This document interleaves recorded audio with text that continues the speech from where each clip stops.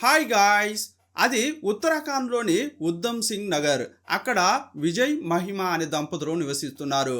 వారికి గోకుల్ అనే 14 ఏళ్ల కొడుకు ఉన్నాడు. వారిది ఆర్థికంగా బలంగానే ఉన్న కుటుంబం. పెద్ద బంగ్లా, కారు అని సకల వసతులతో నివసిస్తున్నారు. ఆ రోజు ఏప్రిల్ 4, 2022 మహిమ బయటకు వెళ్ళి ఇంటికి వస్తోంది. వారి ఇంట్లో ఒక లేడీ ఉంది. ఆమె పేరు ప్రీతం. వయసు 24 ఏళ్ళు. ఆమె తన తోటి కోడలు. సాయం కోరి వారి ఇంటికి వచ్చింది. ఆ రోజు వారి ఇంట్లోనే ఉంది. ఆ రోజు ఉదయమే విజయ్ డ్యూటీకి వెళ్ళడంతో మహిమ కాస్త పని ఉందని బయటకు వెళ్ళింది. అప్పుడు ఇంట్లో తన 14 ఏళ్ల కొడుకు, తోటి కోడలు ప్రీతం ఇంట్లో ఉన్నారు. మహిమ గేటు తెరుచుకుని ఇంట్లోకి తిరిగి వస్తున్న క్రమంలో గోకుల్, ప్రీతం మాట్లాడుకుంటున్న సౌండ్ వినిపించింది. నన్ను వదలండి పిన్ని, ఇది చాలు, నా వల్ల కాదు అని అతడు అరుస్తున్నాడు. నన్ను వదలండి అని ఏడుస్తున్నాడు. కానీ ప్రీతం మాత్రం ఇదెవరికీ తెలియదు, నువ్వేం భయపడకు అని చెబుతోంది. వీరు లోపల అరుచుకోవడం, మాట్లాడుకోవడం బయట ఉన్న మహిమకు క్లియర్గా వినిపించలేదు. వారు ఏదో గొడవ పడుతున్నారని మాత్రం ఆమె అనుకుంది. కానీ తన కొడుకు ఎందుకు అలా అరిచాడో అర్థం కాలేదు. లోపలికి వెళ్ళిన వెంటనే దాని గురించి అడగకుండా కాసేపు సైలెంట్గా కూర్చుంది. కాసేపు అయ్యాక ప్రీతం ఆ ఇంటి నుంచి వెళ్ళిపోయింది. అప్పుడు కొడుకును దగ్గరకు తీసుకుని, ఎందుకు అరిచావు, పిన్నితో ఏదో మాట్లాడావు, ఆ తర్వాత ఏడ్చావు, అసలేం జరిగిందని తల్లి అడిగింది. కానీ గోకుల్ నిజం చెప్పలేదు. ఏదేదో చెప్పి దాయడానికి ప్రయత్నించాడు. అది మహిమకు బాగానే అర్థమైంది. అందువల్ల కొడుకును చేయి చేసుకుని నిజం చెబుతావా లేదా అని బెదిరించింది. వేరే దారి లేక అతడు అన్ని వాస్తవాలు చెప్పాడు. అదంతా విన్న తల్లి ఒక్కసారిగా కుంగిపోయింది. గుండెలు పగిలేలా ఏడ్చింది. వెంటనే తన భర్తకు కాల్ చేసి ఇంటికి పిలిచింది. విజయ్తో జరిగిందంతా చెప్పింది. ఆమె చెప్పింది విని విజయ్ కూడా ఏడ్చాడు. తమ కొడుకు జీవితమే పోయిందే, వాడిపై మేం పెట్టుకున్న ఆశలు అడియాశలయ్యాయే అని ఏడ్చారు. దీనంతటికీ కారణం ప్రీతం. ఆమెను ఊరికే వదలకూడదని పోలీస్ స్టేషన్కు వెళ్ళి కంప్లైంట్ చేశారు. వారు చెప్పింది విని పోలీసులు కూడా ఆశ్చర్యపోయారు. వరసకు కొడుకైన వాడికి ఆమె ఇలాంటి ఒక శిక్ష వేసిందా అని అనుకున్నారు. వెంటనే ప్రీతం ఇంటికి వెళ్ళి ఆమెను అరెస్ట్ చేశారు. స్టేషన్లో ఎంక్వైరీ చేశారు. నీపై ఇలాంటి ఆరోపణలు వచ్చాయి, ఇందులో నిజానిజాలేంటో చెప్పమని అడిగారు. అప్పుడు ఆమె కొంచెం కూడా సిగ్గుపడకుండా అవును, అంతా నేనే చేశా అని నవ్వుకుంటూ సమాధానమిచ్చింది. నా భర్తను చంపిన వారిపై పగ తీర్చుకోవడం కోసమే ఇదంతా చేశానని చెప్పింది. ప్రీతంకు 2019లో విజయ్ తమ్ముడు అనీష్తో పెళ్లి జరిగింది. 1 సంవత్సరం పాటు ప్రేమించుకుని ఆ తర్వాత పెళ్లి చేసుకున్నారు.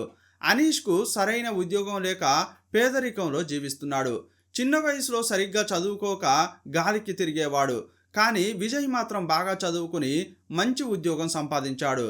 అతనికి లక్షల్లో జీతం వస్తోంది. మంచి ఇల్లు కట్టుకుని సకల వసతులతో జీవిస్తున్నాడు. ఒకే తల్లి కడుపులో పుట్టిన ఈ అన్నదమ్ములు ఎప్పుడూ కారాలు మిరియాలు నూరుకునేవారు. ఒకరంటే ఒకరికి అస్సలు పడనే పడదు. తల్లి మాత్రమే ఉంది, తండ్రి లేడు. పెళ్ళైన తర్వాత ప్రీతం, అనీష్ ఉన్నంతలో సంతోషంగా ఉండేవారు. కానీ 1.5 ఏళ్ల తర్వాత వారి జీవితాలను తలకిందులు చేసే విషయం ఒకటి తెలిసింది. అనీష్కు వైద్య పరీక్షలు చేసినప్పుడు అతనికి ఎయిడ్స్ ఉన్నట్లు తెలిసింది. ఈ విషయం తెలిసి భార్యాభర్తలు కుంగిపోయారు. ఆ తర్వాత ప్రీతంకు పరీక్షలు చేయిస్తే ఆమెకు కూడా ఉన్నట్లు తెలిసింది. మొదట్లో చాలా బాధపడ్డారు. తమ జీవితం ముగిసిందని బాగా ఏడ్చారు. కానీ మిగిలిన జీవితమైన సంతోషంగా గడపాలని అనుకున్నారు. కానీ విజయ్, మహిమ కలిసి వారు ప్రశాంతంగా ఉండకుండా చేశారు. అనీష్, ప్రీతం తమకు ఎయిడ్స్ ఉన్న సంగతి ఎవరికీ చెప్పకుండా రహస్యంగా ఉంచుకున్నారు. ఒకానొక సమయంలో ఈ విషయాన్ని తన తల్లికి అనీష్ చెప్పాడు. ఈ రహస్యాన్ని ఆమె ఎవరికీ చెప్పలేదు. కానీ ఒకసారి పెద్ద కొడుకు అయిన విజయ్కు ఈ రహస్యం చెప్పింది. నీ తమ్మునికి హెచ్ఐవి ఉంది, అది అతని భార్యకు కూడా సోకింది, వాళ్ళు చాలా కష్టపడుతున్నారు, నీ వల్ల అయిన సహాయం చేయమని ఆమె చెప్పింది. కానీ ఈ విషయం తెలిసిన తర్వాత విజయ్, మహిమ వారిని చాలా హీనంగా చూసేవారు. ఏ పెళ్లికి, పేరెంటానికి, ఫంక్షన్కు వెళ్ళినా ప్రీతం, అనీష్ గురించి చెప్పేవారు. వారికి ఎయిడ్స్ ఉందని ఇంటికి కానీ రానిచ్చారు అని ఈ విషయాన్ని వ్యాప్తి చేశారు. ఆ తర్వాత ప్రీతం, అనీష్తో ఎవరు మాట్లాడకపోయేవారు. దగ్గరకు కూడా రానిచ్చేవారు కాదు. అక్కడి నుంచి వస్తుంటే ఇక్కడి నుంచి అటే వెళ్ళిపోయేవారు. ఏ పెళ్లికి పేరంటానికి పిలవకపోయేవారు. కనీసం పలకరించేవారు కూడా లేరు. ఊరి నుంచి వెలేసినట్లు ఉండేవారు. ఈ అవమానాన్ని తట్టుకోలేకపోయారు. ఇంటి నుంచి బయటకు వెళ్ళేవారు కాదు. ఈ క్రమంలోనే అవమానాలు తట్టుకోలేక అనీష్ ఉరేసుకోవడానికి ప్రయత్నించాడు. కానీ పక్కనే ఉన్న ప్రీతం అతన్ని కాపాడింది. పెళ్ళైన కొత్తలో డబ్బులు లేనప్పుడు కూడా హ్యాపీగా ఉన్నారు. హెచ్ఐవి ఉందని తెలిసిన తర్వాత కూడా బాధనంతా దిగమింగుకొని ఉన్నన్ని రోజులు సంతోషంగా ఉండాలని అనుకున్నారు. కానీ విజయ్, మహిమ వల్ల ప్రశాంతత కోల్పోయి దారుణమైన జీవితం గడుపుతున్నామని బాధపడేవారు. ఈ క్రమంలోనే ఆరోగ్యం బాగాలేక అనీష్ చనిపోయాడు. అనీష్ చనిపోయిన తర్వాత ప్రీతం ఒంటరైపోయింది. మానసికంగా కుంగిపోయింది. తనను, తన భర్తను ప్రశాంతంగా బతకనివ్వలేదని విజయ్, మహిమ కుటుంబంపై ఆమె పగబట్టింది. ఎలాగైనా ప్రతీకారం తీర్చుకోవాలని అనుకుంది. కానీ ఎలా తన పగ తీర్చుకోవాలో ఆమెకు అర్థం కాలేదు. విజయ్, మహిమకు ఒకే ఒక కొడుకున్నాడు. ఇక్కడ కొడితే అక్కడ నొప్పి పెట్టినట్లు కొడుకు బతుకు మీద దెబ్బ కొడితే తల్లిదండ్రులు జీవితాంతం బాధపడతారని, అందువల్ల గోకుల్పై పగ తీర్చుకోవాలని ఆమె అనుకుంది. అందువల్ల పక్కాగా ప్లాన్ వేసుకుంది. ఒకరిపై పగ తీర్చుకోవాలంటే 2 పద్ధతులుంటాయి. ఒకటేమో వారిపై నేరుగా తలపడటం, ఇంకోటి వెన్నుపోటు పొడవడం. రెండో దాన్ని ప్రీతం ఎంచుకుంది. ప్లాన్ ప్రకారం విజయ్, మహిమతో ప్రేమగా మాట్లాడేది. వారి కాళ్ళ దగ్గరకు చేరింది. చిన్న చిన్న పనులు చేసి పెట్టేది. వారిని ఎక్కడ చూసినా నవ్వుతూ మాట్లాడేది. ఏం చెప్పినా సరే అని తల ఊపేది. అందువల్ల ప్రీతం అంటే వారికి కోపం పోయింది. తాము చెప్పే మాటలకు తల ఊపడం, తనంతట తానుగా ముందుకు వచ్చి ప్రేమగా మాట్లాడడంతో ఆమెను నమ్మారు. అందువల్ల బయట ఎక్కడ చూసినా ఆమెతో వారు కూడా బాగానే మాట్లాడేవారు. ఇక మాటలు కలిసేసరికి చిన్న చిన్న సాయం కోసం తరచుగా విజయ్ ఇంటికి ప్రీతం వెళ్ళేది. ఇంట్లో చిన్న చిన్న పనులను కల్పించుకుని చేసేది. గోకుల్కు చిన్న వయసే అయినప్పటికీ మనిషి మాత్రం పెద్దవాడిలా కనిపిస్తాడు. అతనికి సెలవులు రాగానే నానమ్మ ఇంటికి వెళ్ళేవాడు. ఆ ఇంట్లో నానమ్మ మాత్రమే ఉంటుంది. ఆ ఇంటి సమీపంలోనే ప్రీతం ఇల్లు ఉండేది. గోకుల్ నానమ్మ ఇంటికి వెళ్ళినప్పుడల్లా ప్రీతం కూడా ఊరుకు వెళ్ళేది. గోకుల్కు నచ్చిన వంటలు వండేది. చాలా ప్రేమగా చూసుకునేది. ఇదంతా నానమ్మ కూడా చూసి సంతోషపడేది. తన కొడుక్కి పిన్ని వంట చేసి పెడుతుంటే చూడముచ్చటగా ఉందని అనుకునేది. ఇలా రోజులు గడుస్తున్న కొద్దీ గోకుల్ను ప్రీతం టచ్ చేసి మాట్లాడేది. అతని మనసులో ఆశలు రేపేలా చేసేది. ఆ చిన్న పిల్లాడు ఆమె కుట్రలు తెలుసుకోకుండా కొన్నాళ్లకు వలలో పడ్డాడు. ప్రీతికి 24 ఏళ్ళు మాత్రమే. చూడ్డానికి అందంగా ఉంటుంది. ఈ క్రమంలో ఆమెతో ఆ పిల్లాడు క్లోజ్గా మూవ్ అయ్యాడు. ఈ సందర్భాన్ని ప్రీతం తనకు అనుకూలంగా మార్చుకుంది. అతనితో సాన్నిహిత్యంగా గడిపేది. చదువుకుంటున్న కుర్రాన్ని తరచుగా నానమ్మ ఇంటికి రప్పించేది. అతనితో క్లోజ్గా గడిపేది. ఇలా 6 నెలలు గడిచాయి. నానమ్మ ఇంటికి గోకుల్ రాలేని సమయంలో తనే అతని ఇంటికి వెళ్ళేది.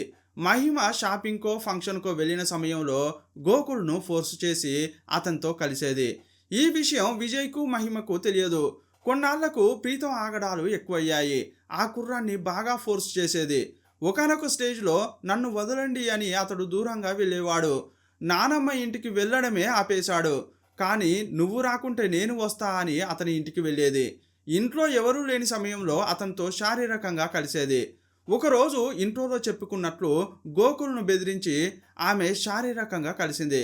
మరోసారి అతన్ని ఫోర్స్ చేస్తుంటే నా వల్ల కాదని గోకుల్ సర్ది చెబుతున్నాడు. అదే టైంలో ఇంటికి మహిమ వచ్చింది. తల్లి అతన్ని బెదిరించి అడగడంతో అన్ని వాస్తవాలు తెలిసాయి. గోకుల్కు టెస్టులు చేసినప్పుడు అతనికి హెచ్ఐవి ఉన్నట్లు తెలిసింది. పోలీసుల విచారణలో ప్రీతం కొంచెం కూడా పశ్చాత్తాపడలేదు. నన్ను, నా భర్తను అవమానించిన కుటుంబంపై ప్రతీకారం తీర్చుకోవాలని అనుకున్నాను. తాను తలుచుకుంటే భోజనంలో విషం పెట్టి ముగ్గురిని ఎప్పుడో చంపేదాన్ని. కానీ నాకు అది సరిపోదు. విజయ్, మహిమ జీవితాంతం కుళ్ళి కుళ్ళి ఏడవాలి. కొడుకు జీవితం నాశనమైందని ప్రతిరోజు బాధపడాలని, చావు కంటే దారుణమైన శిక్ష వేశా అని ప్రీతం పోలీసుల విచారణలో చెప్పింది. ఈ కేసులో ఎవరిది తప్పని మీరు అనుకుంటున్నారు? యాక్చువల్గా ఎయిడ్స్ అనేది అంటురోగం కాదు. దీనిపై ప్రభుత్వాలు ఎంతో అవగాహన కల్పిస్తున్నాయి. జనంలో అవేర్నెస్ కలగాలని ఎన్నో కార్యక్రమాలు నిర్వహిస్తున్నాయి. ఆ వ్యాధి సోకిన వారికి సాయం చేయకుండా పర్వాలేదు, కానీ వారిని చిన్న చూపు చూసి మానసికంగా కుంగిపోయేలా చేయకూడదు. విజయ్, మహిమ చేసింది తప్పే కావచ్చు, కానీ పెద్దల మధ్య గొడవలు ఉంటే వారు చూసుకోవాలి. అభం శుభం తెలియని పిల్లలపై పగబట్టి జీవితంలో ఇంకా ఏమీ చూడని వారి జీవితాన్ని మధ్యలోనే తుంచేయడం సరికాదు. గోకుల్ విషయంలో ప్రీతం చేసింది తప్ప కాదా? ఇంతకీ ఒక రహస్యాన్ని ఎవరికీ తెలియకూడదు అనుకున్నవారు దాన్ని ఎవరికీ చెప్పకూడదు. నీ రహస్యాన్ని నువ్వే దాచుకోలేక ఒకరికి చెబుతావు. నీలో ఉన్న భారాన్ని దించుకుంటావు. కానీ ఆ భారాన్ని మోయలేక వారు ఇంకొకరికి చెబుతారు. ఇది తప్పకుండా జరుగుతుంది. నీ రహస్యాన్ని నువ్వే దాచుకోలేనప్పుడు దాన్ని ఇంకొకరు దాచిపెడతారని అనుకోవడం కరెక్ట్ కాదు. ఈ కేసుపై మీ అభిప్రాయం ఏంటో కామెంట్ బాక్స్లో రాయండి. మరో వీడియోలో మళ్ళీ కలుసుకుందాం. అప్పటి వరకు బాయ్ బాయ్.